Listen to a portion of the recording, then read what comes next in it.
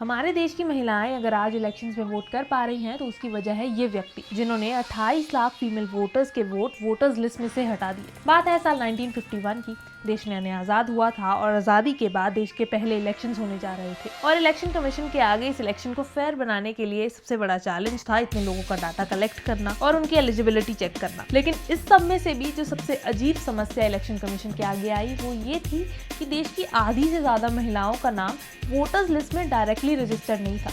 Voters list में महिलाओं के नाम की जगह उनके फादर, हस्बैंड, भाई या बेटे का नाम उनसे पहले था, जैसे कि रामलाल की माँ, श्यामलाल की बीवी या फिर सुरेश की बहन। मतलब महिलाओं की उस वक्त अपनी कोई आइडेंटिटी ही नहीं थी। तब इलेक्शन कमिश्नर सुकुमार सेन ने एक बड़ा और सख्त कदम उठाया। उन्होंने कहा कि जिन भी महिलाओं का नाम उनके पति, भाई या फादर के नाम से रजिस्टर्ड है वो सब वोट नहीं देंगी और उनका नाम वोटर्स लिस्ट से हटा दिया जाएगा, क्योंकि किसी भी डेमोक्रेसी में वोट एक देश का सिटीजन देता है, ना कि किसी की बीवी, बहन या वाइफ। काफी लोगों ने इस डिसीजन की आलोचना भी की और पॉलिटिकली भी 28 लाख वोट एक बहुत बड़ा मार्जिन क्रिएट कर सकते थे। लेकिन सुकुमार सेन अपनी बात पर अड़े रहे और एज अ रिजल्ट 28 लाख महिलाओं के वोट्स वोटर लिस्ट से हटा दिए गए। सुकुमार सेन की जिद का फैसला दिखा देश के दूसरे इलेक्शंस में, यानी 1957 में, जब देश की 94% ऑफ वुमेन अपने नाम से वोटर्स लिस्ट में रजिस्टर हो चुकी थी। अगर सुकुमार सेन उस वक्त अपनी बात पे नहीं अड़े रहते तो शायद आज भी देश की महिलाओं की कोई अपनी आइडेंटिटी नहीं होती। शायद आज भी वो किसी की बीवी, बहन या बेटी बनकर ही वोट दे रही होती। ऐसे और इंटरेस्टिंग फैक्ट्स जानने के लिए